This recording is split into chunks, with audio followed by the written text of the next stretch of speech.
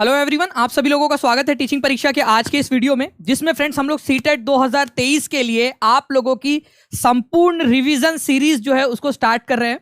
मैं आप लोगों को बता दूं फ्रेंड्स कि आप लोगों के काफी हैवी डिमांड के ऊपर में ये सीरीज स्टार्ट की गई है। काफी सारे बच्चों ने रिक्वेस्ट की थी कि सर ईवीएस की भी क्लासेस ले लीजिए, ईवीएस का कंटेंट प्लस पेडागोजी करवा दीजिए सर, जिससे कि 30 में से 30 नंबर आपके पक्के हो जाए। तो फ्रेंड्स ये आप लोगों की एक सीरीज है, एनसीईआरटी बेस्ड है, तो जो बच्चे बीपीएससी के लिए तैयारी कर रहे हैं उनके भी काम आएगा बहुत ज्यादा। अगर आप आगे में जाकर डी ट्रिपल एस बी या सुपर टेट देने वाले हो तो उसमें भी आप लोगों को काफी सारी चीजें सीखने के लिए मिलेंगी। तो जितने भी लोग यहाँ पर में जुड़ चुके हैं उन सभी लोगों का स्वागत है। सभी को आदाब, नमस्कार, सत श्री अकाल, ladies and gentleman, boys and girls, आप सभी का स्वागत है। जैसे कि मैं देख पा रहा हूँ फ्रेंड्स 300 से ज्यादा लाइक्स आप लोगों ने कर दिए हैं। तो इतिहास लिखने के लिए कलम की नहीं फ्रेंड्स, हौसलों की जरूरत होती है। और अगर आप लोगों ने हौसला रख लिया कि आप लोगों की जो एग्जाम है आप उसको क्लियर नहीं कर सकते हो बल्कि बहुत अच्छे नंबर से क्लियर कर सकते हो, तो आप लोगों के जो हौसले हैं वही आप लोगों को कामयाबी दिलाएंगे। इतिहास लिखाएंगे आपके परिवार के अंदर में, ठीक है, आपका नाम रोशन करेंगे, बाहर में आपके परिवार का नाम रोशन करेंगे, आपके माता पिता का नाम रोशन करेंगे, आपकी मेहनत, आपके हौसले। चलिए तो स्टार्ट करते हैं हम लोग फ्रेंड्स। जी हाँ, बिल्कुल ये आप लोगों के बीपीएससी के एग्जाम के अंदर में भी काम आएगा, क्योंकि एनसीईआरटी बेस्ड है तो बिल्कुल वहां पर में भी काम आएगा ही आएगा। तो सभी लोग जल्दी जल्दी से जहां भी शेयर कर सकते हैं वहां पर मैं सेशन को शेयर कर देंगे। पहले क्वेश्चन की तरफ में आगे बढ़ते हैं। आप लोगों का ये 9 जनवरी, ठीक है, 9 जनवरी 2023 को आप लोगों का ये क्वेश्चन एग्जाम में पूछा गया था। ठीक है, अब यहां पर मैं आप लोगों के मैप की टेस्ट हो जाएंगी। भारत की राजधानी की स्थिति के सापेक्ष लखनऊ, ठीक है, जो उत्तर प्रदेश की राजधानी है, और जयपुर जो राजस्थान की राजधानी है, आप लोगों को बताना है कि करेक्ट जो है दिशाएं कौन सी है। और सापेक्ष यहां पर मैं क्रमशः भी बोला है आपसे, तो प्लीज इसको थोड़ा सा ध्यान रखना कि पहले किसका बोला है, दूसरा किसका बोला है। ठीक है, तो भारत की राजधानी की स्थिति के सापेक्ष, भारत की राजधानी की स्थिति के सापेक्ष, भारत की राजधानी दिल्ली है, ये पता है आप लोगों को, नई दिल्ली। यहां पर में आप लोगों का जयपुर पड़ता है राजस्थान में, एक रफ आइडिया आपको होना चाहिए। और यहां पर में उत्तर प्रदेश की राजधानी है लखनऊ। ओके, तो दिल्ली के परिप्रेक्ष्य के अंदर में आप लोगों के हिसाब से आप बताइए कि कहां होगा। अगर मैं पहले बात करूं, आपको पहला किसका बोला है, लखनऊ बोला है पहले, तो पहले लखनऊ का देखना पड़ेगा आप लोगों को। ठीक है, तो पहले लखनऊ का देखेंगे हम लोग। ये कौन सी दिशा होती है, ये वाली दिशा कौन सी होती है, साउथ ईस्ट होती है ये दिशा। ईस्ट और साउथ के बीच में साउथ ईस्ट दिशा होती है, तो सबसे पहले आपका साउथ ईस्ट आना चाहिए। साउथ ईस्ट एक ही ऑप्शन में दिया हुआ है आप लोगों को, और आंसर यहां पर मैं आप लोगों को ऑप्शन नंबर 2, खत्म। पहले ही पॉइंट से खत्म हो गया, एक ही पॉइंट से खत्म, खल्लास, फिनिश। और आप लोगों का मैं देख पा रहा हूं केवल 44% लोगों ने आंसर दिया है, वो भी गलत, क्योंकि सही वाला आंसर जो है वो केवल 30% लोगों ने दिया है, जो पोल में मैं देख पा रहा हूं आप लोगों का। तो बहुत ही कम लोगों ने सही आंसर दिया है फ्रेंड्स, लेकिन मुझे उम्मीद है कि नेक्स्ट टाइम से आप लोग सही आंसर दोगे, क्योंकि मैं मैप भी दिखा रहा हूं आप लोगों को। देखिए ये है दिल्ली आप लोगों का, ठीक है, ध्यान से समझिए आप लोग। यहां पर में ये दिल्ली है, और दिल्ली के परिप्रेक्ष्य में यहां लखनऊ अगर आप देखोगे तो ये आप लोगों का साउथ ईस्ट जो डायरेक्शन है वहां पर मैं आप लोगों को साउथ ईस्ट डायरेक्शन में लखनऊ। और वही अगर मैं जयपुर की बात करूं, जो राजस्थान की राजधानी है, वो साउथ वेस्ट में है। इसी वजह से साउथ वेस्ट आप लोगों का दूसरे नंबर पे आ जाएगा, क्योंकि सेकंड नंबर पे आपसे जयपुर पूछा था। कितने लोगों को क्लियर हो गया, हाथ ऊपर करके बता देंगे जल्दी जल्दी से यहां पर में। और मेरे पूछते पूछते ही जब मैं सवाल पूछूं तो कमेंट बॉक्स में आंसर करते जाना है आप सभी लोगों ने, ठीक है। और आप लोगों को एक चीज और बताना चाहूंगा, जितने भी बच्चे ये क्लास लाइव देख रहे हैं पूरी की पूरी, वो उनको पूरा अच्छे से देखना है, लाइव क्लास देखनी है आप लोगों ने। मैं आपको इस क्लास के बाद में एक टेस्ट दूंगा, ठीक है, एक टेस्ट दूंगा। उस टेस्ट के आधार, उस टेस्ट को आप लोग क्या कर सकते हो फ्रेंड्स, ऐप पर जाकर अटेम्प्ट कर सकते हो, जिससे कि आपकी पूरी रिवीजन हो जाएगी आज के लेक्चर की। तो है ना बढ़िया चीज आप लोगों के लिए कि टेस्ट की रिवीजन भी हो जाएगी, आप लोग टेस्ट से रिवीजन हो जाएंगी लेक्चर की। ओके, तो पूरा लेक्चर ध्यान से देखना है आप सभी लोगों ने। नेक्स्ट क्वेश्चन की तरफ में आगे बढ़ते हैं फ्रेंड्स। ये भी एक बढ़िया क्वेश्चन है आप लोगों का। जल्दी से मैं इसका जस्ट एक एनिमेशन आप लोगों को छुपा देता हूं यहां पर, जस्ट अ सेकेंड। बढ़िया क्वेश्चन है, और मैं आपको बता भी दूंगा कि ये क्वेश्चन आया कहां से आप लोगों का, ताकि आप लोग जो है, ठीक है, आप लोग जो है वो तैयार रहे नेक्स्ट टाइम से इस तरह के क्वेश्चंस के लिए। और आप लोग चाहोगे तो मैं इस तरह का क्वेश्चन आप लोगों को करवा भी दूंगा, ठीक है। देखिए इस क्वेश्चन के अंदर में पूछा है कि एक अध्यापिका है, ठीक है, उसकी नियुक्ति महाराष्ट्र के एक विद्यालय में हुई है। वो भोजन के विषय में पढ़ा रही है, और तथा वो भरली वांगी का उदाहरण देती है। भरली वांगी का उदाहरण देती है। तो ये कौन सा वाला व्यंजन है आप लोगों का, भरली वांगी। और मैं आपको बता दूं फ्रेंड्स कि ये क्वेश्चन कहां से पूछा गया था, वो सोर्स भी अब हम लोगों को पता है। तो यहां पर में क्या है, ये छोटे छोटे से भरवा बैंगन से, ठीक है, एग प्लांट प्रिपरेशन से है, ये stuffed baby eggplant preparation. Plain lentil stew, सादा दाल का जो है दम पुख्त स्टू से। ताजी पोम फ्रेम मछलियों का मलाईदार व्यंजन है ये भरली वांगी। आलू, फूलगोभी तथा टमाटर की कड़ी है ये। क्या है, भरली वांगी।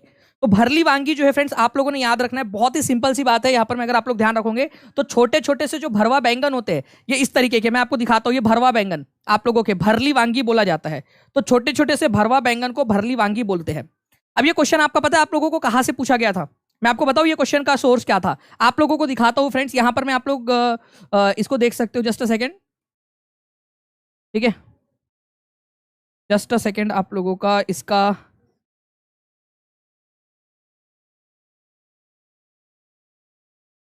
मैं आप लोगों को इसका सोर्स भी दिखा देता हूं, एक सेकेंड दीजिए मुझे।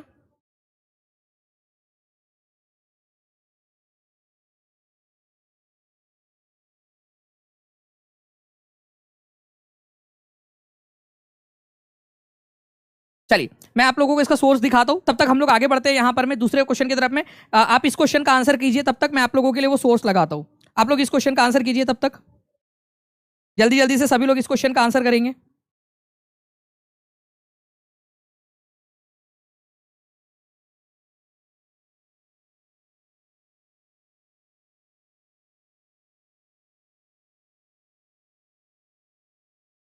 ठीक है, बताइए इस क्वेश्चन का आंसर क्या होगा आप लोगों का। तब तक मैं आप लोगों के लिए जो है फ्रेंड्स वो सोर्स का इंतजाम करता हूं। मेरे पास में सोर्स आ चुका है और जल्दी से मैं आप लोगों के लिए उस सोर्स का भी इंतजाम कर देता हूं। ठीक है, तो ये क्वेश्चन का आंसर आप लोग करेंगे। The feathers of the birds are of different colour, shapes and size. जो बर्ड होते हैं, पक्षी होते हैं, उनके जो है पंखों का आकार अलग अलग माप का, अलग अलग रंगों का, अलग अलग आकार का होता है। तो उन्हें उड़ने में सहायता करता है। और क्या करता है? उड़ने में सहायता करने के साथ में उनको विभिन्न प्रकार के भोजन खाने में मदद करता है। भोजन खाने में पंख कैसे मदद करेगा? अरे उठ जा ऐसा करके खाएंगे क्या वो लोग अपने पंखों से? ठीक है, पंखों से ऐसा पकड़ के ऐसा खाएंगे।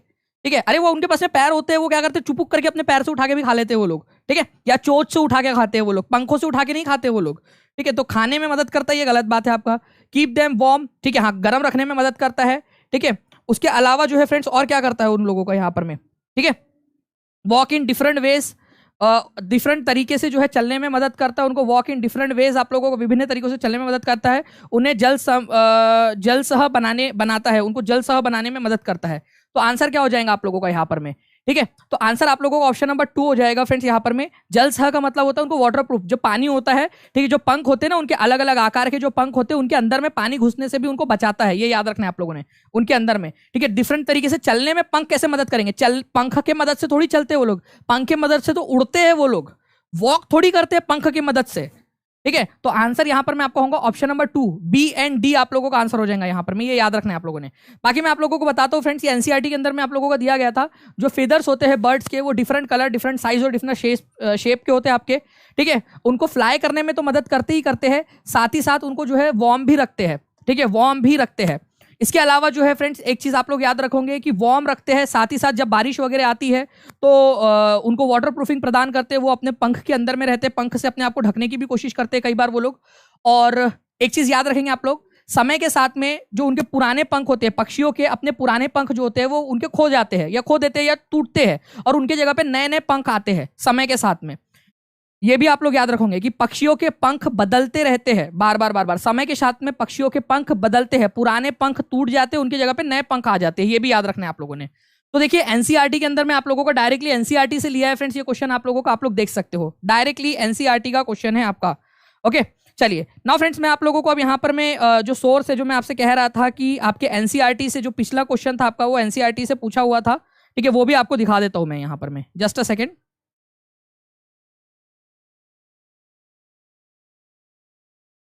ठीक है, यहां पर मैं आप लोग देख सकते हो फ्रेंड्स कि यूनिटी एंड कल्चर करके जो है, ठीक है, यूनिटी इन कल्चरल डाइवर्सिटी हमारे भारत का यहाँ पर मैं आप लोगों का दिया हुआ है। मैं यहाँ पर मैं अगर आप लोगों का जो है भरली, ठीक है, जस्ट भरली भी सर्च करूँ यहाँ पर मैं आपका भरली, तो आप लोग देखोगे कि यहाँ पर मैं आप लोगों का भरली दिया हुआ है। मैं इसको आप लोगों के लिए जूम कर देता हूँ, आप लोग देखेंगे यहाँ पर मैं कि जूम के अंदर में आपको कि यहाँ पर मैं भरली दिया हुआ है। देखो आप लोगों का महाराष्ट्र वाला जो टॉपिक है आपका, महाराष्ट्र के बारे में जो जानकारी दी गई है एनसीईआरटी की, देखो एनसीईआरटी की वेबसाइट से दिखा रहा हूं महाराष्ट्र के अंदर में, तो महाराष्ट्र के अंदर में जो आपको जानकारी दी गई है उसमें आप लोग देख पाओगे कि यहां पर मैं भरली लिखा हुआ है। और थोड़ा सा जूम कर देता हूं ताकि आप लोग और ज्यादा थोड़ा इसमें देख पाए। तो भरली वांगी क्या है आप लोगों की? तो ये stuffed baby eggplant preparation होता है, मतलब भरवा बैगन की बात हो रही है यहाँ पर में, उसके इससे ही रिलेटेड है आपका। मैं इसको क्या करता हूँ, थोड़ा सा और जूम करके इसको इंसर्ट कर देता हूँ स्लाइड के अंदर में। ठीक है, इंसर्ट है, स्लाइड कर दिया है हम लोगों ने, तो ये आपकी स्लाइड भी इंसर्ट हो गई है। अब आप लोग यहाँ पर मैं देख सकते हो, ये भरली वांगी, ये आप लोग देखिए भरली, ठीक है, वांगी। और हमारा क्वेश्चन जो था वो आप लोग देख सकते हो, क्वेश्चन जो था यहाँ पर में इस तरीके से कि भरली वांगी क्या होता है, तो ये stuffed baby eggplant preparation होता है, मतलब छोटे छोटे भरवा बैंगन से रिलेटेड है ये आपका, छोटे छोटे से भरवा बैंगन।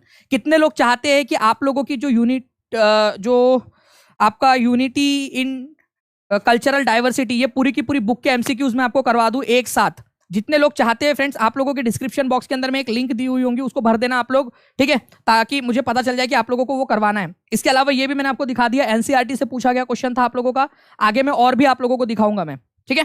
चलिए आगे बढ़ते हैं हम लोग यहाँ पर में हमारे आगे के क्वेश्चन की तरफ में। नेक्स्ट क्वेश्चन आप लोगों के स्क्रीन के ऊपर में ये रहा, आप लोगों को बताना है friends, animals they that lay eggs, जो पशु अंडे देते हैं उनकी कौन सी विशेषताएं होती है, ठीक है। जो पशु या जो एनिमल्स होते हैं जो अंडे देते हैं, उनकी खासियत क्या है, बताइए जल्दी जल्दी से। क्या बात है फ्रेंड्स, 450 के करीब यहाँ पर में लोग जुड़ चुके हैं पहली क्लास के अंदर में। जल्दी जल्दी से इस सेशन को जहां भी शेयर कर सकते हो शेयर करते रहेंगे, और कमेंट में आंसर्स आते रहने चाहिए आप लोगों के।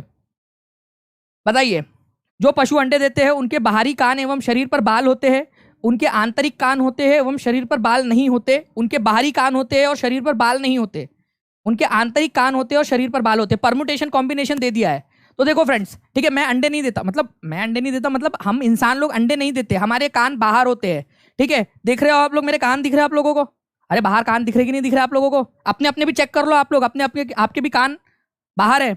तो भाई जो जो जिन एनिमल्स के कान बाहर होते हैं ना, जिन एनिमल्स के कान बाहर होते हैं, ठीक है, वो अंडे नहीं देते, वो बच्चे देते हैं। बच्चे देते मतलब बच्चे बेबी प्रोड्यूस करते हैं डायरेक्टली, ठीक है, बेबी को जन्म देते हैं। तो एक्सटर्नल ईयर्स वाला तो काट दो, हम अंडे नहीं देते, हम अंडे नहीं देते, ठीक है। आप लोग भी अपना अपना चेक कर लो कान, ठीक है, आप हो कि नहीं मतलब उसी कैटेगरी के, सभी लोग चेक कर लेंगे अपने अपने कानों को, ओके। इंटरनल होते हैं। इसके अलावा हमारे बॉडी के ऊपर में देखो छोटे छोटे से बाल है, ठीक है, आप लोग भी चेक कर सकते हो, छोटे छोटे से बाल हमारे बॉडी के ऊपर में है। तो फ्रेंड्स हम लोग जो लोग मैमल्स होते हैं, जो लोग बेबी प्रोड्यूस करते हैं डायरेक्टली, अंडे नहीं देते, उनके बॉडी के ऊपर में जो है वो बाल होते हैं, have hair on their bodies, ठीक है। तो वो मैमल्स की बात हो रही है। जो लोग बेबीज देते हैं, जो अंडे देते हैं, उनके बॉडी के ऊपर में बाल नहीं होते और उनके इंटरनल ईयर्स होते हैं, कान भी उनके अंदर होते हैं। तो उनके आंतरिक कान होते हैं और शरीर पर बाल नहीं होते। सभी लोग लिखेंगे यहां पर में, जो एनिमल्स अंडे देते हैं उनके कान अंदर होते हैं। तो भाई मेरे कान बाहर है, मतलब मैं अंडे नहीं देता, मतलब हम लोग अंडे नहीं देते, हम लोग अपन लोग सब लोग, ठीक है। हमारे शरीर के ऊपर में छोटे छोटे से बाल है, ठीक है, मतलब हम अंडे नहीं देते। पक्षी लोग जिन या एनिमल्स जिनके अंदर में कान होते, कान अंदर में होते हैं और उनके बॉडी पर बाल भी नहीं होते, वो लोग अंडे देते हैं। ये याद रखना है आप लोगों ने, अंडे देते हैं वो लोग।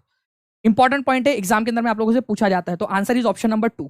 कितने लोगों का सही था जल्दी से बता देंगे मुझे यहाँ पर, मैं हाथ ऊपर करके कि जी सर सही था, और अगले बार से याद रहेगा, चाहे अंडे वाला पूछे चाहे अंडे वाला ना पूछे। तो जो एनिमल्स अंडे देते हैं उनके कान बाहर नहीं होते, ठीक है, बाहर नहीं होते, इंटरनल एयर्स होते हैं, उनके अंदरूनी कान होते हैं और उनके बॉडी के ऊपर में बाल भी नहीं होते, ठीक है। जो एक्सटर्नल हेयर वाले, एक्सटर्नल ईयर होता है और बॉडी के ऊपर में बाल होते हैं, तो वो क्या देते हैं, यंग वंस को, मतलब बच्चों को जन्म देते हैं। डायरेक्ट जानवर जो है वो बच्चों को डायरेक्टली जन्म देते हैं। ये याद रखना है आप लोगों ने। अगर मजा आ रही है फ्रेंड्स तो आप लोग ऐसे ही सेशन को लाइक कर देंगे जल्दी जल्दी से। और मैं आपको बता दूं कि अगर आप ज्यादा से ज्यादा सेशंस चाहते हो तो मेरे को कमेंट करके बताएंगे, मैं आप लोगों के लिए और बहुत सारे सेशंस लेकर आऊंगा इस तरीके के, ठीक है। चलिए नेक्स्ट क्वेश्चन की तरफ में आगे बढ़ते हैं फ्रेंड्स। आप लोगों का उस पहली भारतीय महिला का नाम बताइए। 9 जनवरी 2023 को क्वेश्चन पूछा गया, ये आप लोगों का 9 जनवरी 2023 को आपके पेपर 1 के अंदर में क्वेश्चन पूछा गया। उस पहली महिला का नाम बताइए जिसने माउंट एवरेस्ट के ऊपर में कदम रखा और भारतीय ध्वज पर तिरंगा गाड़ा और कई सारी फोटोज भी खींची, ठीक है। वेरी गुड यश कुमार, बढ़िया से आप भी आंसर को लिख भी रहे हो। ऐसे ही बहुत बढ़िया तरीके से जो है पढ़ाई होती है जब आप लिखते भी जाते हो, अपने पूरे सेंसेस का इस्तेमाल कर रहे हो, ठीक है। तो उस भारतीय महिला का नाम बताइए जिसने माउंट एवरेस्ट की चोटी पर कदम रखा और राष्ट्रीय ध्वज को फहराकर कई सारे फोटोज भी खींचे। तो कर्नम माल्लेश्वरी, सुनीता विलियम्स, सूर्यमणि या बचेंद्री पाल। तो बचेंद्री पाल आपका आंसर हो जाएगा। Answer is option number 4। तो बचेंद्री पाल जो है फ्रेंड्स 23 मई 1984 को 37 ईयर्स की एज के अंदर में बचेंद्री पाल जो है वो माउंट एवरेस्ट के ऊपर में चढ़ी थी। माउंट एवरेस्ट कहां पर में है, कौन से देश में, जल्दी से कमेंट करके आप लोग बता देंगे। माउंट एवरेस्ट कौन से देश में है ये आप लोग कमेंट करके बता देंगे, ठीक है। तो माउंट एवरेस्ट कौन से देश में है, तो माउंट एवरेस्ट जो है फ्रेंड्स आप लोगों को याद रखना है ये नेपाल में है। और इसको नेपाल में किस नाम से जाना जाता है आप लोग कमेंट करेंगे ताकि आप लोगों की प्रिपरेशन हो जाए। ठीक है, माउंट एवरेस्ट कौन से देश में है और किस नाम से जाना जाता है उस देश में, उसको ये आप यहाँ पर में लिखा हुआ है, आप लोग आंसर करेंगे। ये याद रखना है आप लोगों ने फ्रेंड्स की 23 में 1984 को बचेंद्री पाल जो है उन्होंने माउंट एवरेस्ट के ऊपर में कदम रखा था। अब आपको बताना चाहूंगा बचेंद्री पाल के बारे में थोड़ा सा। बचेंद्री पाल जो है फ्रेंड्स पहली भारतीय महिला थी जिसने माउंट एवरेस्ट के ऊपर में कदम रखा, पहली भारतीय महिला, और पूरे दुनिया में से 5वें नंबर की महिला थी ये पूरे दुनिया के अंदर में जिन्होंने माउंट एवरेस्ट पर कदम रखा था। ठीक है, जंको ताबेई नाम की एक महिला थी जिसने सबसे पहले माउंट एवरेस्ट पर कदम रखा था, महिला होने के नाते। जंको ताबेई जापान की थी वो। बचेंद्री पाल का जन्म और उसकी परवरिश कहां पर में हुई, तो याद रखना है नकुरी विलेज के अंदर में हुआ था। तो बचेंद्री पाल का जन्म और उसकी परवरिश नकुरी विलेज के अंदर में हुई, घरवाल एरिया के अंदर में। ये एरिया कौन से राज्य के अंदर में मिलता है? आंसर करो जल्दी जल्दी से, जल्दी से आंसर करो, देखो और यहां पर मैं आंसर करो जल्दी जल्दी से आप लोग। ठीक है, बचेंद्री नकोरी विलेज के अंदर में वो बड़ी हुई, घरवाल एरिया के अंदर में। कौन से स्टेट के अंदर में है वो? घरवाल रीजन आपका। आपको ये आंसर करना है उत्तराखंड के अंदर में, ये डायरेक्ट क्वेश्चन पूछा जाएगा आप लोगों से। ठीक है, और आप लोगों को बता दूं ये सब एनसीईआरटी में दिया हुआ है कि माउंट एवरेस्ट जो है ये इसको सागर माता कहा जाता है नेपाल के अंदर में। ठीक है, अच्छा इसकी ऊंचाई के ऊपर में कई सारे लोग डाउट करते हैं। वैसे इसकी ऊंचाई जो है वो 8,848 मीटर है, बट भाई एनसीईआरटी में आपके, ठीक है, 5th क्लास की एनसीईआरटी के अंदर में 8,900 मीटर दिया है लगभग। ठीक है, 8,900 मीटर। तो आप लोगों को अभी फिलहाल के लिए 8,900 मीटर इसको कंसीडर करना है अगर ऑप्शन में आता है तो। ठीक है, क्योंकि एनसीईआरटी आप देख सकते हो, मैंने एनसीईआरटी का यहाँ पर मैं आपको वाटर मार्किंग भी दिख रही होंगी, एनसीईआरटी का डायरेक्टली स्क्रीनशॉट लिया है। ओके, तो प्लीज इसको थोड़ा सा कर लीजिए आप लोग। ये यहाँ पर में आपको टेस्ट भी मिलेंगी आज, जो पूरा लेक्चर देखेगा जो बच्चा उसको टेस्ट भी मिलने वाली है। ठीक है, चलिए नेक्स्ट क्वेश्चन की तरफ में हम लोग यहाँ पर में आगे बढ़ते हैं फ्रेंड्स। उससे पहले मैं आपको बता दूं सुनीता विलियम्स अमेरिकन एस्ट्रोनॉट है, भारतीय मूल की है, भारतीय नहीं है वो, भारतीय मूल की है, मतलब उनके उसका ओरिजिन उसके माता पिता जो भारतीय मूल के थे, सुनीता विलियम्स। तो अमेरिकन एस्ट्रोनॉट है, अमेरिका की अंतरिक्ष यात्री है। 2007 में सुनीता विलियम जो है उन्होंने सबसे लंबे समय तक स्पेस में रहने का रिकॉर्ड बनाया था, सबसे लंबे समय तक कोई महिला जो स्पेस में रही हो। कर्नम माल्लेश्वरी कहाँ से बिलोंग करती थी, कौन से राज्य से? कर्नम माल्लेश्वरी का राज्य कौन सा था? जल्दी से कमेंट में आंसर कर देंगे आप सभी लोग। कर्नम माल्लेश्वरी का राज्य, तो कर्नम माल्लेश्वरी का राज्य आंध्र प्रदेश है, ये याद रखना है आप लोगों ने फ्रेंड्स। और इंडियन वेट लिफ्टर है ये। ठीक है, वेट लिफ्टिंग से इनका संबंध है कर्नम माल्लेश्वरी का। नेक्स्ट क्वेश्चन है आप लोगों का। ठीक है, यहां पर मैं आप लोग देखिए क्रोकोडाइल, मस्त पैकी मस्त एकदम आराम से बैठा है बेटा। ठीक है, तेरे को कोचिंग करेंगे ना यहाँ पर मैं तब पता चलेगा। यहाँ पर मैं आराम से बैठा हुआ है, मेरी क्लास में इसलिए सुरक्षित है तू, भाई और होता तो अभी तेरा शिकार हो गया होता। तो जो मगरमच्छ होता है, ठीक है, शिकारियों द्वारा मार दिया जाता है। किस लिए मारा जाता है इस मगरमच्छ को, बताइए? मगरमच्छ को शिकारियों को द्वारा क्यों मार दिया जाता है, मतलब क्या चीज उससे चाहिए होती है यहाँ पर में उससे, मगरमच्छ से इनको? अच्छा क्यों रुक गया भाई तू, करना तू अपना कर, जो कर रहा था कर, तू करता रहे। ठीक है, तो सींगों के लिए, त्वचा के लिए, दांतों के लिए, खुशबू के लिए। तो आप लोगों को याद रखना है फ्रेंड्स कि जो क्रोकोडाइल होता है उसकी त्वचा के लिए इसको मार दिया जाता है, उसकी स्किन्स के लिए। तो पीपल जो है अलग अलग वजह से अलग अलग जानवरों को मारते हैं। तो हमारा जो क्रोकोडाइल है, ठीक है, उसको मतलब कि मगरमच्छ को, टाइगर को, ठीक है, टाइगर को भी मारेंगे आप लोग, उसकी खाल के लिए सिंहासन के ऊपर में बैठेंगे। ठीक है, वीर वीर दानेश्वर महाराज की जाए, यहाँ पर में जो है आप लोग जो है सिंहासन पे बिठा दिया, सिंहासन। शेर को मार दिया या टाइगर को मार दिया और मेरे लिए आप लोग लेकर आए बैठने के लिए, लो दानिश सर बैठिए आप, आपको एक टाइगर को मार के हम लोग लेकर आए आपके लिए, उसकी स्किन, उसके ऊपर में बैठो। मैं नहीं बैठूंगा भाई, बोलेंगे यार तुम्हारे चक्कर में मैं भी जेल चला जाऊंगा करके। सांप को भी मारा जाता है उसकी स्किन के लिए। ठीक है, ये याद रखना है आप लोगों ने, सांप को। इसके अलावा अगर मैं बात करूं आप लोगों से फ्रेंड्स, एलिफेंट को मारा जाता है उसके दांत के लिए, जो हाथी दांत होते हैं, दांत के लिए, टस्क बोलते हैं उसको, ये दांत है उसके। ठीक है, बाहर वाले जो दांत है उसके, टस्क। ठीक है, हाथी दांत, आयोरी भी बोलते हैं उसको आप लोग। इसके अलावा राइनोसोरस जो है उसको हॉर्न के लिए मारते हैं, उसकी सींगों के लिए, सिंग, उसकी जो सींग होती है ना, उसको मारा जाता है बहुत ज्यादा, मतलब कई जगह पे तो उसको दवाइयों वगैरह में भी इस्तेमाल होता है उसकी सींग का, तो उसको मारते हैं और बहुत महंगा बिकती है ये उसकी हॉर्न। कस्तूरी हिरन यहाँ पर में है, सलमान खान की याद आ गई आप लोगों को। ठीक है, तो क्या है भाई, कस्तूरी हिरन, थोड़ी सी खुशबू होती है उसके अंदर में, उसके मृग में।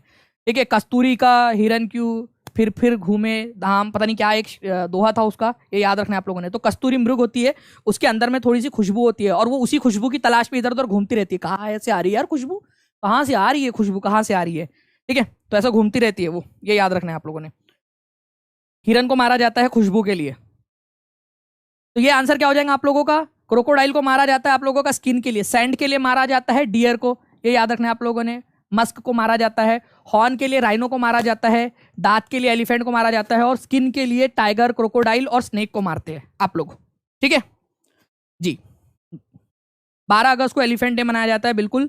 नेक्स्ट क्वेश्चन की तरफ में आगे बढ़ते हैं हम लोग फ्रेंड्स। यहां पर मैं आप लोगों के थोड़ा सा मैं इसको अल्टर कर देता हूं, ताकि जिन लोगों की नजर चीते की चाल और बाज की नजर जिन लोगों की बहुत ज्यादा एकदम मजबूत हो रखी है, उन लोगों को आंसर ना दिखे।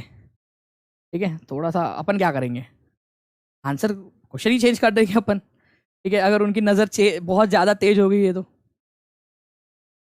चलो कोई बात नहीं।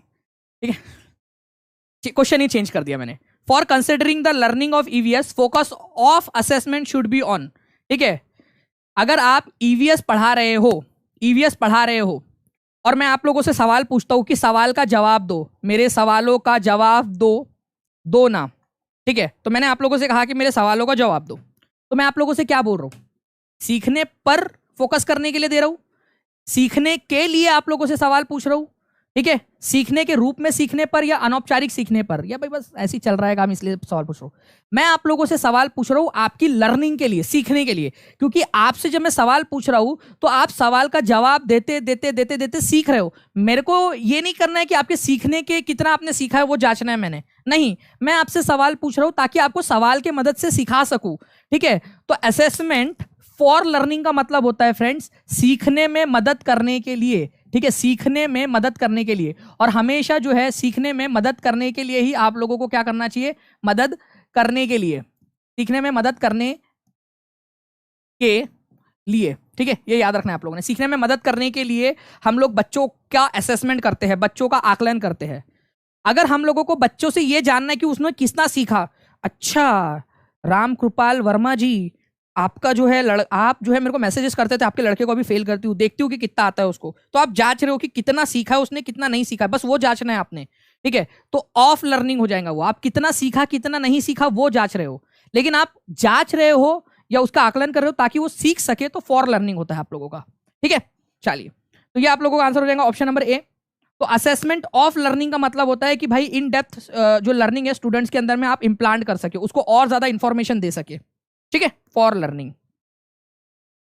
नेक्स्ट क्वेश्चन की तरफ में आगे बढ़ते हैं। Bora is a common variety of glutinous rice. ठीक है, एक चिपचिपे चावल की एक सामान्य किस्म है बोरा।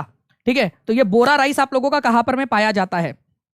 जल्दी जल्दी से लाइक का बटन भी दबा दो यार, जितने भी लोग यहां पर में देख रहे हैं जल्दी जल्दी से लाइक कर देंगे, और टीचिंग परीक्षा चैनल को सभी लोग सब्सक्राइब कर देंगे अगर आप लोग चाहते हो कि और भी बहुत सारे क्वेश्चंस मैं आपको करा दूं।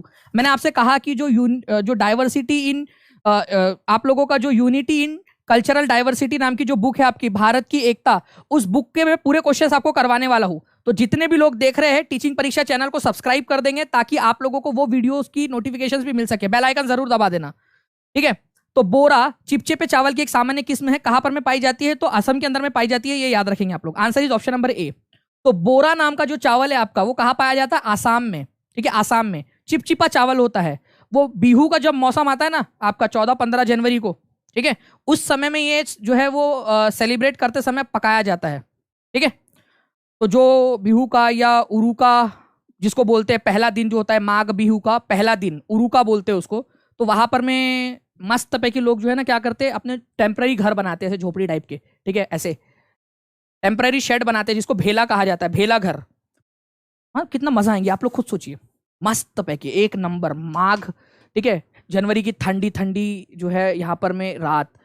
ठीक है, आपने बोन फायर किया हुआ है, टेम्पररी घर बनाए हैं यहाँ पर में झोपड़ी टाइप के, उसके अंदर में आप लोग रह रहे हो और मस्त पैकी चावल खा रहे हो। आप सोचिए कितना मजा आएगा यहाँ पर में, है ना, स्टिकी राइस खा रहे हो आप लोग। गुरु जी क्या बताओ, आपसे पढ़ने में मजा आ जाता है, मेरे को भी पढ़ाने में बहुत मजा आ जाता है आप लोगों को। ठीक है, तो बोरा अनाज जो है फ्रेंड्स आसाम के अंदर में होता है, आप लोगों का ये याद रखना है। क्या बताया मैंने आपको? माघ बिहू। और बिहू नाम का त्योहार कहाँ मनाया जाता है? ये आसाम के अंदर में मनाया जाता है, ये याद रखना है आप लोगों ने। जो माघ बिहू का पहला दिन होता है उसको उरुका कहते हैं, उरुका। उस दिन खाते हैं इसको यहाँ पर में। चलिए नेक्स्ट क्वेश्चन की तरफ में हम लोग आगे बढ़ेंगे यहाँ पर में हमारे, जस्ट अ सेकेंड।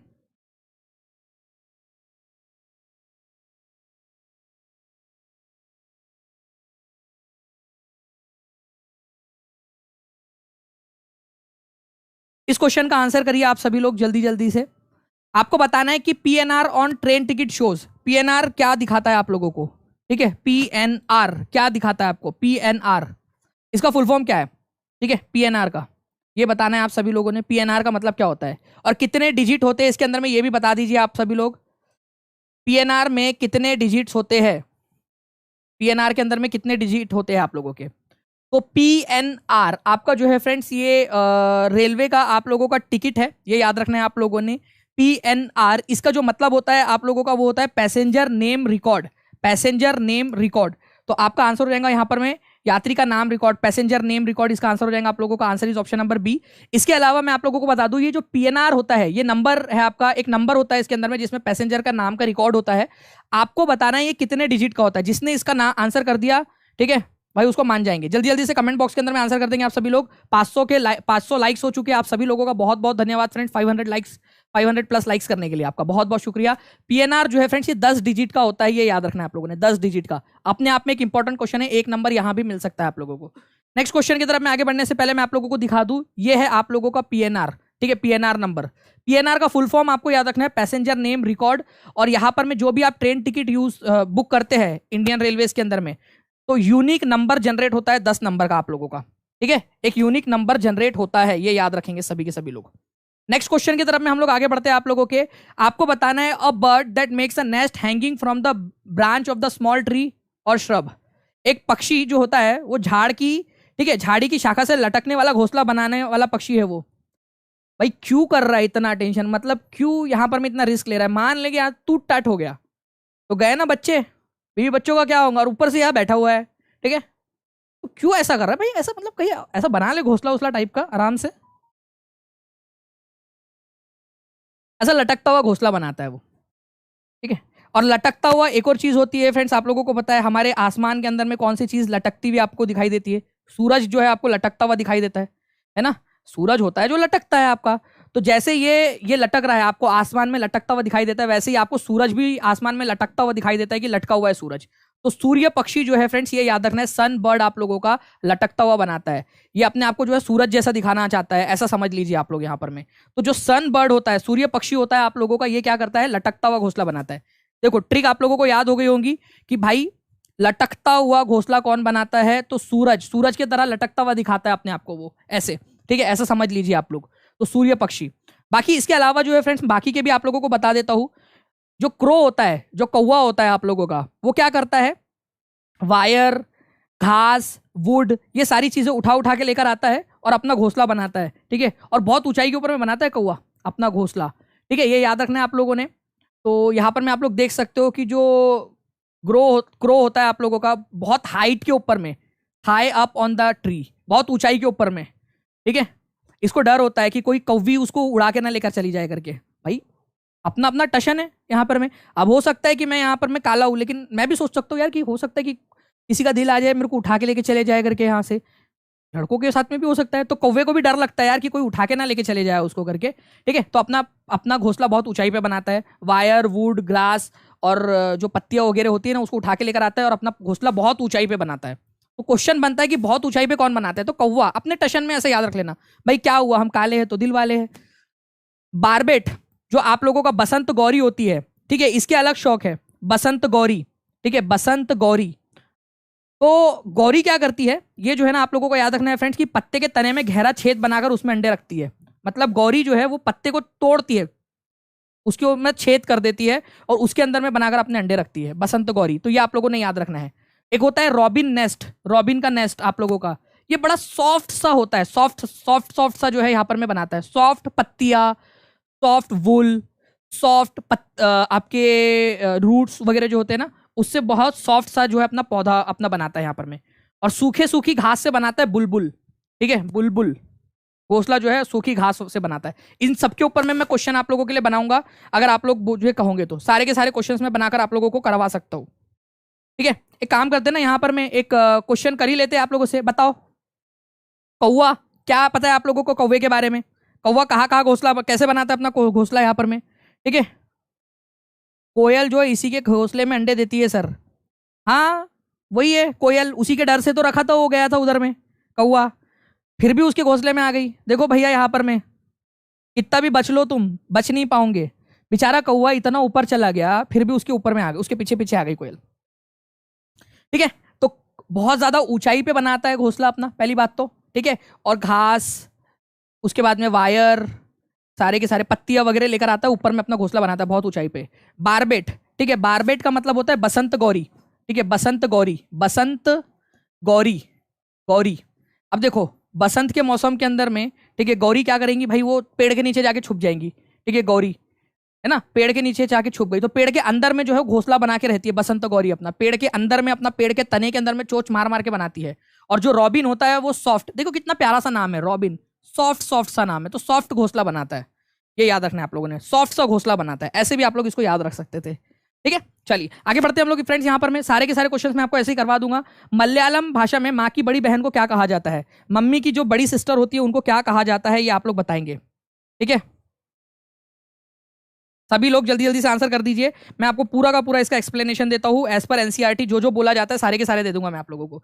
तो आप लोगों को पता होना चाहिए फ्रेंड्स कि मदर की एल्डर सिस्टर मतलब आपकी माँ की बड़ी बहन मतलब कि मौसी हो गई आप लोगों की। तो मम्मी को, ठीक है, आप लोगों को याद रखना है फ्रेंड्स कि जो मम्मी की जो बड़ी बहन होती है उनको वेली अम्मा कहा जाता है, वेली अम्मा, वेली अम्मा। मदर की मदर को अम्मू अम्मा कहा जाता है, तो वेली अम्मा।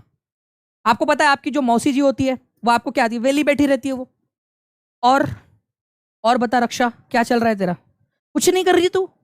ठीक है, कभी फोन नहीं करेंगी लेकिन रिजल्ट वाले दिन फोन करेंगी, बस ऐसी खाली बैठी थी तो सोचा तेरे को फोन कर लूं। अच्छा तेरा रिजल्ट आने वाला था ना, क्या हुआ, तो वेली बैठी थी, वेली अम्मा, मौसी। ठीक है, अपनी बेटी के साथ में कंपैरिजन करेंगे तुम्हारा फिर, तो मदर की बड़ी बहन वेली अम्मा। ठीक है, मम्मी की मम्मी को अम्मू अम्मा कहा जाता है, नानी को, नानी तेरी मोरनी को मोर ले गए, छुपा के रखना चाहिए था, बचा के रखना चाहिए था यहाँ पर। ठीक है, उसके अलावा जो है फ्रेंड्स अगर मैं आप लोगों को बताऊं यहाँ दूसरा जो इंपॉर्टेंट चीज है आप लोगों की, फादर का जो यंगर ब्रदर होता है मतलब आपका जो चाचू होता है उनको चिट्टापन कहते हैं, चिट्टापन, चिट्टापन। ठीक है, जो चित्तप्पन या चिट्टप्पन जो है वो कहा जाता है आपके पिताजी के छोटे भाई को, चाचू को चिट्टप्पन कहा जाता है। ठीक है, और पिता के छोटे भाई की पत्नी को मतलब आपकी चाची को कुंजम्मा कहा जाता है, कुंजम्मा, कुंजम्मा, चाची को चिंटप्पन और कुंजम्मा। ठीक है, चिंटप्पन और कुंजम्मा। तो आप लोग अपने अपने मौसी को, नानी को याद करो, आपके मौसी को याद करो, वो वेली है अम्मा, अम्मू अम्मा। नानी को याद करो अम्मू अम्मा, अपने चाचा जी को याद करो चिट्टप्पन। जब जब वो दिखे तो उनको देख के ऐसे बोलना चिट्टप्पन, एक खींच के तमाशा देंगे, क्या बोला तूने, वीरप्पन बोला मेरे को, ठीक है मैं डाकू दिख रहा हूँ तुझे, नहीं नहीं चाचू चिटप्पन बोला, वो चिटप्पन साउथ इंडिया में बोलते हैं। और अपने चाची को जाके बोलो कुंजम्मा, तो उनको लगेगा कि भाई गाली दी करके उन्होंने आपको, उनको बोला ठीक है कंजूस बोला करके, कुंजम्मा। चलिए आगे बढ़ते हैं हम लोग यहाँ पर, में याद रखने में आप लोगों को जो है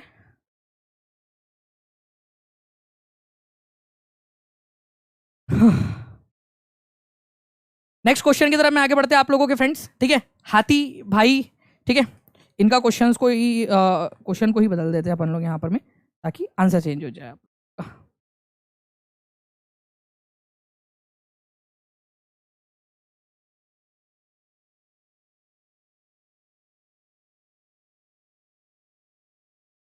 तो मम्मी की बड़ी बहन को क्या बोलते हैं, वेली अम्मा।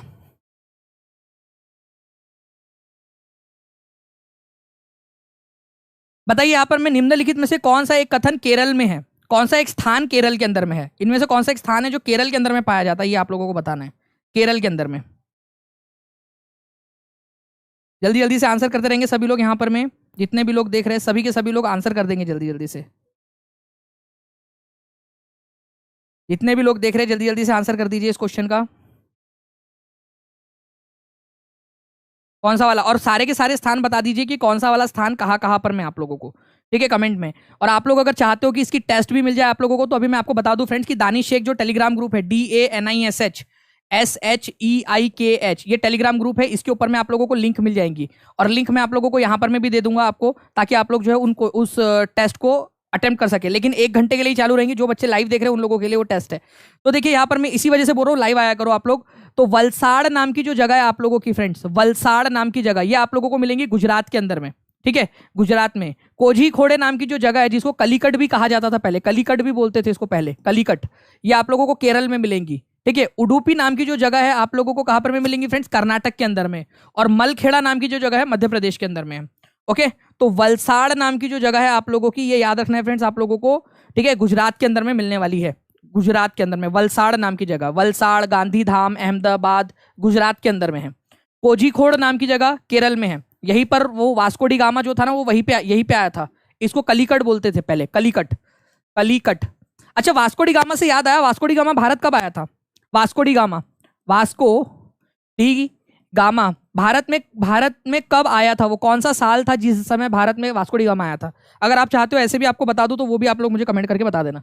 वास्को डी गामा भारत में कब आया था ये आप लोग बताइए। अब इस क्वेश्चन का आंसर करेंगे आप लोग। Which of the following is true about an elephant heard? ठीक है, 9 तारीख को, 9 जनवरी 2023 को वो पूछा गया क्वेश्चन आप लोगों का। 9 जनवरी 2023 को पूछा गया क्वेश्चन, बताइए जल्दी से।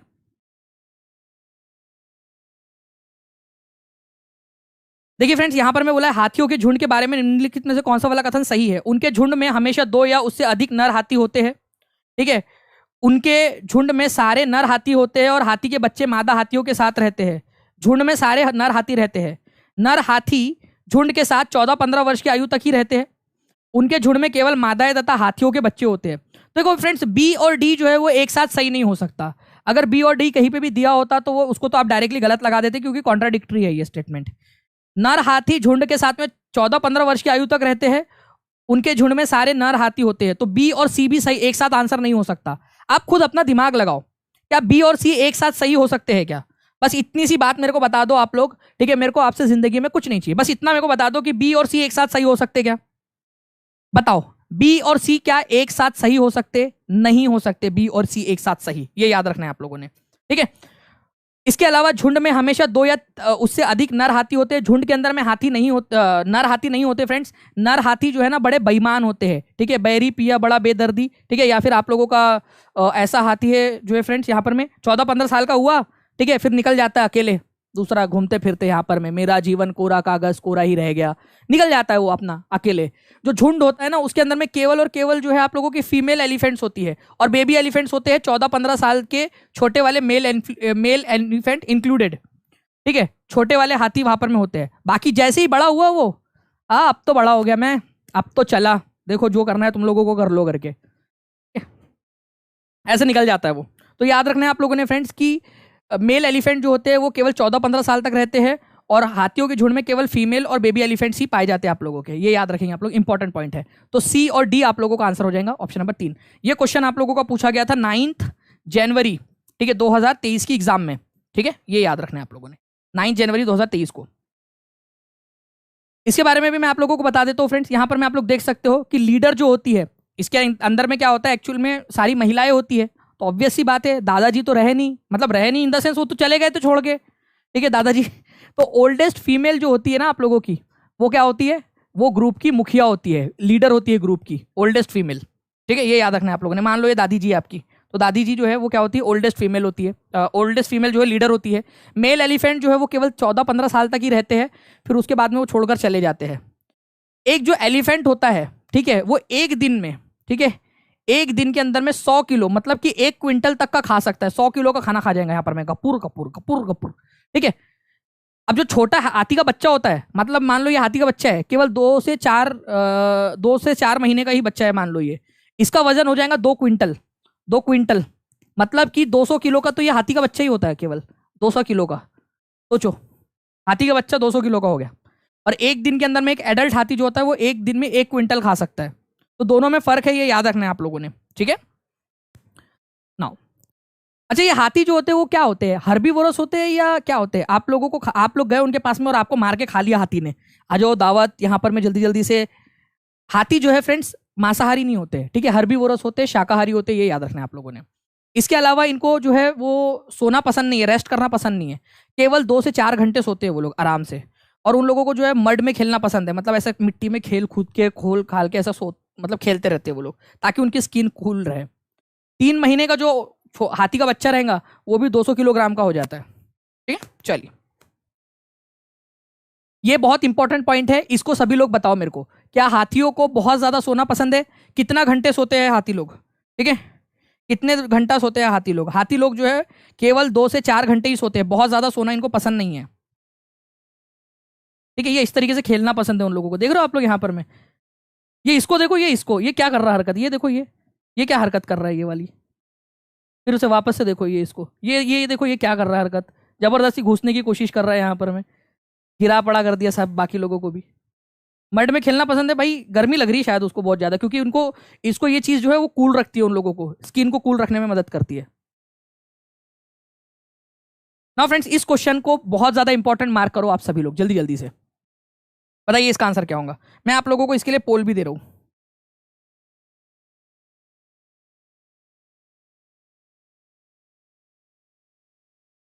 मैं आप लोगों को फिर से बता दूं कि आप लोगों के डिस्क्रिप्शन के अंदर में फ्रेंड्स एक जो है गूगल फॉर्म की लिंक दी गई है। जितने भी लोग चाहते हैं कि उन लोगों को, ठीक है,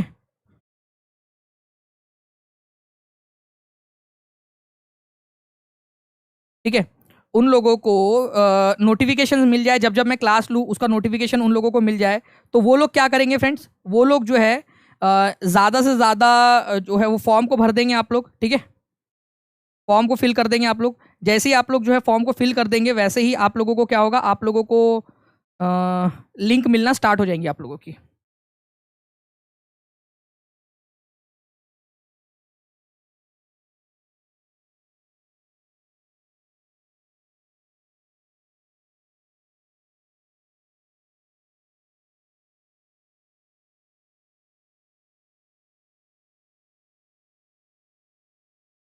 चलिए बहुत बढ़िया।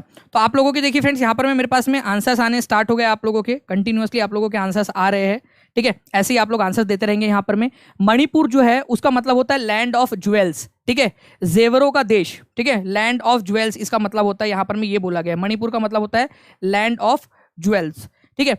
उसके बाद में जो है फ्रेंड्स आप लोगों का यहाँ पर में दूसरा वाला जो पॉइंट बन रहा है आप लोगों का, ठीक है, जस्ट अ सेकेंड, मेरे से क्वेश्चन कहाँ चला गया मेरा वाला, ओके ठीक है। दूसरा वाला जो पॉइंट है आप लोगों का फ्रेंड्स, जेवरों का देश होता है, मणिपुर का मतलब होता है जेवरों का देश। लावड़ी नामक लावणी जो है मणिपुर का लोक नृत्य है। लोकटक ताल जो है यहाँ पर में अगर आप जाते हो तो फुमडी नामक गोलाकार तैरते हुए दलदलों के लिए ये बहुत ज़्यादा फेमस है। लोकटक लेक, लोकटक लेक जो है आप लोगों का सर्कुलर फ्लोटिंग स्वैम्स, ऐसे गोल गोल गोल गोल जो है यहाँ पर में आपको फुंडी मिलेंगी, फुमडीज। उसके अलावा मणिपुर जो है वो लार्जेस्ट प्रोड्यूसर है बाम्बू प्रोडक्ट्स का। बाम्बू प्रोडक्ट, जो बाम्बू के जो प्रोडक्ट होते हैं वो मणिपुर में बहुत ज़्यादा बनते हैं। तो मैं आप लोगों को बताना चाहूंगा कि लावणी जो है आप लोगों की, ये महाराष्ट्र की है, ये याद रखना है आप लोगों ने, महाराष्ट्र की, ये महाराष्ट्र का लोक नृत्य है, महाराष्ट्र का, ठीक है। कितने लोगों ने लिख दिया था जल्दी से मेरे को बताएंगे, मैं देख रहा हूँ यहाँ पर मैं कमेंट्स कि कितने लोगों ने महाराष्ट्र लिख दिया था मेरे बताने के पहले ही कि महाराष्ट्र का लोक नृत्य है लावणी। उसके अलावा जो है फ्रेंड्स लोकटक ताल जो है आप लोगों का, ये कहाँ पर में है, अपने आप में एक इंपॉर्टेंट क्वेश्चन है। आप लोग लिखो जल्दी से कमेंट के अंदर में, लोकटक ताल कहाँ पर में मिलेगा आपको। तो लोकटक ताल कहाँ पर में मिलेगा ये आप लोगों ने लिखना है, ठीक है, जल्दी से बताइए आप लोग। इसके अलावा largest producer of bamboo products कौन सा है, सबसे बड़ा बाम्बू का प्रोडक्ट कहाँ पर में मिलते हैं सबसे ज्यादा, तो वो आप लोग लिखेंगे। तो देखिए फ्रेंड्स, मणिपुर का मतलब ही होता है आप लोगों का लैंड ऑफ ज्वेल्स। मैं आपको बताना चाहूंगा एनसीईआरटी की वेबसाइट के अंदर में जो यूनिटी एंड कल्चरल डाइवर्सिटी नाम की जो बुक है, कितने लोग चाहते हैं कि उसको मैं करा दूं, तो सभी लोग यहाँ पर मैं लाइक कर देंगे सेशन को और मुझे बताएंगे कि जी सर आप करवा दीजिए, और वो फॉर्म को फिल कर देना आप, ठीक है। तो उससे आपको डायरेक्ट लिंक जो है आप लोगों को मिलने लग जाएंगी कि सेशन कब है आपका ये वाला। तो देखिए यहाँ पर मैं एनसीईआरटी के अंदर में दिया हुआ है, आप लोग देख सकते हो, एनसीईआरटी का स्क्रीनशॉट लगाया है मैंने डायरेक्टली आप लोगों के लिए। ओके, जूम करके भी दिखा देता हूँ आप लोगों को, ठीक है। आप लोग देखिए यहाँ पर मैं लिखा हुआ है कि Manipur which is literally means the land of jewels, ठीक है। मणिपुर का मतलब क्या होता है, मणिपुर का डायरेक्टली मतलब ही होता है लैंड ऑफ ज्वेल्स, जेवर वाला देश, ठीक है, ऐसा देश जहां पर में जेवर पाए जाते हैं, जेवरों का देश मणिपुर, ठीक है। सिंपल सी बात है, एनसीईआरटी के अंदर में लिखा हुआ था, ठीक है। अगर आप चाहते हो करवाना तो मैं आपको सारे के सारे क्वेश्चंस करवा सकता हूँ, मेरे पास सारे क्वेश्चन है, इसके पूरी की पूरी बुक के क्वेश्चन है मेरे पास में। अगर आप बोलोगे तो मैं पूरे के पूरे क्वेश्चंस करवा दूंगा, बस मेरे को ज्यादा से ज्यादा यहाँ पर में रिस्पॉन्स दिखना चाहिए आप लोगों का, सभी लोगों में। ओके चलिए, मणिपुर जो है आप लोगों का जेवरों वाला देश है। इसके अलावा जो है फ्रेंड्स आपको याद रखना है कि लोकटक लेक जो है ये मणिपुर में ही पाई जाती है, मणिपुर में, मणिपुर के अंदर में पाई जाती है, बिल्कुल सही है ये वाला भी, पहला वाला सही है आपका। मणिपुर जो है आप लोगों का लार्जेस्ट प्रोड्यूसर है बाम्बू का, बाम्बू का भी लार्जेस्ट प्रोड्यूसर है। तो आंसर आपका जो है बी को छोड़ के सारे हो जाएंगे, ए, सी और डी।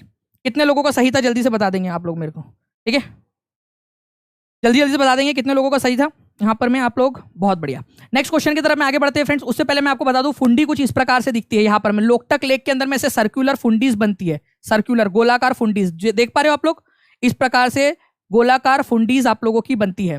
ठीक है, टीचिंग परीक्षा चैनल को सब्सक्राइब जरूर कर लेना फ्रेंड्स, ताकि आप लोगों को फ्यूचर वीडियोस के नोटिफिकेशंस भी ऐसे ही मिलते रहे। ओके, चलो नेक्स्ट क्वेश्चन की तरफ में आगे बढ़ते हैं आप लोगों के। ठीक है, नेक्स्ट क्वेश्चन की तरफ में, उससे पहले मैं आप लोगों को बता दूं कि यहां पर मैं इम्फाल वैली जो है उसको, इम्फाल वैली को राज्य का राइस बाउल कहा जाता है। ये उस लेक्चर, उस मतलब आप लोगों का जो है ना बुक, उसी के अंदर में दिया हुआ है। इम्फाल वैली का राइस बाउल किसको बोलते हैं, ये क्वेश्चन आप लोगों से पूछा जा सकता है। इम्फाल वैली का राइस बाउल किसको बोला जाता है, ये आपसे डायरेक्टली क्वेश्चन पूछेंगे। या मणिपुर का राइस बाउल किसको कहा जाता है, तो इम्फाल को कहा जाता है, ये याद रखना है आप लोगों ने। ठीक है, चलिए इसके अलावा जो है फ्रेंड्स, मणिपुरी भाषा जो है उसको लोकल लैंग्वेज के अंदर में क्या बोला जाता है, मणिपुरी भाषा को, तो याद रखना है आप लोगों ने, मेती लोन इसको बोलते हैं। मेती लोन, मेती लोन, क्योंकि ये मेती जो है ना यहाँ पर में कम्युनिटी यहाँ रहती है, मेती कम्युनिटी, मेती कम्युनिटी यहाँ पर में रहती है, मेती कम्युनिटी मणिपुर के अंदर में। तो मेती कम्युनिटी के ऊपर में इसका नाम, इनकी भाषा को, मणिपुरी भाषा को मेती लोन भी बोला जाता है। मेती लोन, मेती लोन। तो मेती लोन कौन सी भाषा का नाम है, जल्दी से आप लोग कमेंट करके बताएंगे मुझे। देखो मैं आप लोगों को एक्टिविटी क्यों दे रहा हूँ, ताकि आप लोग जो है साथ साथ में आपके हाथों का भी इस्तेमाल यहाँ पर मैं अच्छे से करते रहे फ्रेंड्स, आपकी सारी की सारी जो सेंसेस है वो काम करे आप लोगों के लिए। तो मेती लोन जो है ये आप लोगों का कौन सी भाषा को बोला जाता है, ये आप लोग मेरे को कमेंट करके बता देंगे सभी के सभी लोग जल्दी जल्दी से। ठीक है, नेक्स्ट पॉइंट की तरफ में आगे बढ़ते हैं फ्रेंड्स। यहाँ पर में, ठीक है, कांगसोई नाम की एक सब्जी का सूप यहाँ पर में फेमस है। तो कांगसोई नाम की वेजिटेबल सूप कहाँ पर में मिलता है, तो कांगसोई नाम की सब्जी का सूप कौन से वाले राज्य में मिलता है, आप लोग कमेंट कीजिए। कांगसोई लिखिए यहाँ पर में, कांगसोई, और लिखेंगे आप लोग मणिपुर। ठीक है, मणिपुर स्टेट का कांगसोई जो है वेजिटेबल सूप है, कांगसोई, कांगसोई। ये रिपीट करवा रहे, ये मैं करवाऊंगा ये क्वेश्चन, कांगसोई जो है वेजिटेबल सूप कहाँ पर में पाया जाता है। ये क्वेश्चन हो सकता है आज टेलीग्राम में डाल दे, हो सकता है कि कम्युनिटी में डाल दे, जो टीचिंग परीक्षा का चैनल है ना यूट्यूब चैनल, उसकी कम्युनिटी में भी डाल देंगे आपसे कि कांगसोई सब्जी का सूप कहाँ पाया जाता है। तो वहां आंसर करना और कमेंट में लिख भी देना, जी सर याद हो गया करके। ठीक है, मेती लियोन कहाँ बोला जाता है, भाषा कौन सी भाषा को बोलते हैं, तो वहां लिख देना कमेंट बॉक्स में कि जी सर याद हो गया, दानिश सर याद हो गया करके। ओके, चलिए नेक्स्ट पॉइंट की तरफ में हम लोग यहाँ पर में आगे बढ़ते हैं आप लोगों के। ठीक है, इस क्वेश्चन का आंसर आप लोग मेरे को कमेंट में कर देंगे डायरेक्टली, और फिर हम लोग आगे बढ़ते हैं। इसका आंसर सभी लोग कमेंट बॉक्स के अंदर में कर देंगे। कमेंट बॉक्स के अंदर में इस क्वेश्चन का आंसर कर दीजिए आप लोग, हम लोग डायरेक्टली आगे बढ़ते हैं इसके ऊपर में। चलिए नाउ फ्रेंड, नेक्स्ट क्वेश्चन की तरफ में आगे बढ़ते हैं हम लोग यहाँ पर में। सोना के जो फ्रेंड है, Sona's friend Tara is from Mizoram, वो मिजोरम से, और ये भी आपका एनसीईआरटी से लिया गया है, उसमें से, उसी बुक में से। Mizoram, Tara has difficulty in speaking Hindi because in Mizoram the main language spokens are. ठीक है, मिजोरम के अंदर में हिंदी नहीं बोली जाती, कौन सी भाषा बोली जाती है मिजोरम के अंदर में। ठीक है, मिजोरम के अंदर में कौन सी भाषा बोली जाती है। अब आप लोग एक ऑप्शन को जो है एलिमिनेट कर सकते हैं वहां से, कौन सा वाला ऑप्शन को एलिमिनेट किया जा सकता है वो आप लोग मेरे को कमेंट करके बताएंगे, कौन सा ऑप्शन है जिसको एलिमिनेट किया जा सकता है। मेतिलियन, ये आप लोगों की कौन सी वाली भाषा है, कहाँ की भाषा है मेतिलियन। मेतिलियन जो है फ्रेंड्स, ये आपकी मणिपुर की भाषा है, मणिपुरी भाषा को बोला जाता है, मणिपुरी। तो यहां पर मैं आप लोगों का मिजोरम में थोड़ी बोली जाती है वो, तो ये आंसर आपका खत्म, खल्लास, फिनिश। ठीक है, इसके अलावा जो है फ्रेंड्स, असमीज जो है भाषा, ये आसाम के अंदर में बोली जाती है आप लोगों की, असमीज भाषा आपकी। तो मीजो, लुसेई और कुकी भाषा, ठीक है, मीजो, लुसेई और कुकी भाषा जो है यहाँ पर में बोली जाती है आप लोगों की। मिजोरम में मिजो भाषा बोली जाती है, लुसेई भाषा बोली जाती है और कुकी भाषा बोली जाती है। आप लोग इस तरीके से जो है एलिमिनेट भी कर सकते थे ऑप्शंस को। ओके, ये याद रखना है आप लोगों ने, ऑप्शंस को एलिमिनेट करने का भी आप लोग यहाँ पर में ध्यान रखिए आप लोग। ठीक है, तो मिजो, लुसेई और कुकी भाषा यहाँ पर में बोली जाती है, इंपॉर्टेंट है आप लोगों का। ठीक है, वैसे तो काफी सारी भाषा यहाँ पर में बोली जाती है आप लोगों की, आसो, छो, हलम, हिनार, लाई, लुसेई, मारा, म्यू, खूनी, पिटेई, थाड़ो, कुकी, बहुत सारी भाषा बोली जाती है आप लोगों की। लेकिन आप लोगों को याद रखना है फ्रेंड्स, यहाँ पर में मीजो भाषा यहाँ पर में बोली जाती है, एक मीजो भाषा यहाँ पर में, ठीक है, मीजो भाषा बोली जाती है। लुसेई भाषा जो है यहाँ पर में उसका नाम है आप लोगों का। इसके अलावा जो है लोग यहाँ पर में कुकी भाषा भी बोलते हैं आप लोगों की, कुकी भाषा भी बोलते हैं। मिजोरम का मतलब क्या होता है, कौन से राज्य का मतलब होता है, land of the hill people. Mizoram, पहाड़ी लोगों की भूमि, कौन से राज्य को बोला जाता है, ये आप लोग कमेंट करके लिखिए, सभी लोग कमेंट करके लिखेंगे। पहाड़ी लोगों का राज्य कौन से राज्य को बोला जाता है, पहाड़ी लोगों का राज्य, सभी लोग कमेंट करेंगे यहाँ पर में, पहाड़ी लोगों का राज्य। और एक बार शेयर भी कर दो यार सभी जगह पे, अगर आप लोग शेयर करोगे तो जितना ज्यादा रिस्पांस रहेगा ना, उतना ज्यादा मुझे मोटिवेशन मिलेगा नेक्स्ट टाइम और ज्यादा वीडियोस लेने के लिए आप लोगों के लिए। तो जल्दी जल्दी से शेयर भी कर देंगे, और कमेंट में सभी लोग जितना पूछ रहा हूं सभी लोगों को आंसर करना है। पहाड़ी लोगों की भूमि किसको कहा जाता है? जल्दी से कमेंट कर दो नीचे में आप लोग। पहाड़ी लोगों की भूमि किसको बोला जाता है? मिजोरम को। लैंड ऑफ ज्वेल्स किसको कहा जाता है? मैं आपसे क्वेश्चन पूछ रहा हूं, लैंड ऑफ ज्वेल्स, ठीक है, लैंड ऑफ ज्वेल्स, जेवरों वाला देश, ठीक है, लैंड ऑफ ज्वेल्स किसको बोला जाता है? ये आप मेरे को कमेंट करके बताएंगे। देखते कितने लोग इसका आंसर कर पाते हैं। नेक्स्ट क्वेश्चन की तरफ में आगे बढ़ते हैं फ्रेंड्स आप लोगों के, ठीक है। आप लोगों को बताना है petroleum and coal are non renewable fuels. Petroleum और कोल जो है आपके नॉन रिन्यूएबल है, मतलब कि अनवीकरणीय है, गैर नवीकरणीय है ये, इनको आप लोग वापस से नहीं बना सकते। ऐसा क्यों कहा जाता है कि पेट्रोलियम और कोयला जो है अनवीकरणीय है? क्या होता क्या है इसका मतलब? गैर नवीकरणीय या अनवीकरणीय या नवीकरणीय का मतलब क्या होता है? देखो कोई भी, अगर देखिए फ्रेंड्स सिंपल सी बात है, अगर कोई भी आप लोगों का, ठीक है, कोई भी ऐसा संसाधन है जो कम समय में वापस से बन जाता है, कम समय में वापस से बन जाता है या वो खत्म नहीं होता, अगर खत्म भी होता है तो वापस से बन जाता है, जैसे फॉरेस्ट, जंगल खत्म भी हो गए तो वापस से बन जाएंगे, ठीक है, अगर आपने कम भी कर दिया तो वो रिन्यूएबल है। बट जो पेट्रोलियम है आप लोगों का और जो कोल है वो जो है फ्रेंड्स, अगर मान लीजिए कि खत्म हो गए तो काफी सारा समय लगेगा आपको बनने में, कई साल लग जाएंगे, इसको लाखों करोड़ों साल लग जाएंगे, ये याद रखना है आप लोगों ने। तो कोल और पेट्रोलियम आप लोगों के, ठीक है, ये जिस तेजी से हम इस्तेमाल कर रहे हैं तो हम इसको खत्म कर देंगे, लेकिन कई कुछ सालों में ही हम खत्म कर देंगे इसको, ठीक है, 100 सालों के अंदर में हम इसको पूरा खत्म कर देंगे कोल और पेट्रोलियम को, जितना स्पीड से हम यूज कर रहे हैं, लेकिन इनको बनने में ही मिलियंस ऑफ ईयर्स लग जाते हैं, ठीक है, लाखों करोड़ों साल इसको लग जाते हैं आप लोगों के। इसी वजह से इसको अनवीकरणीय संसाधन कहा जाता है।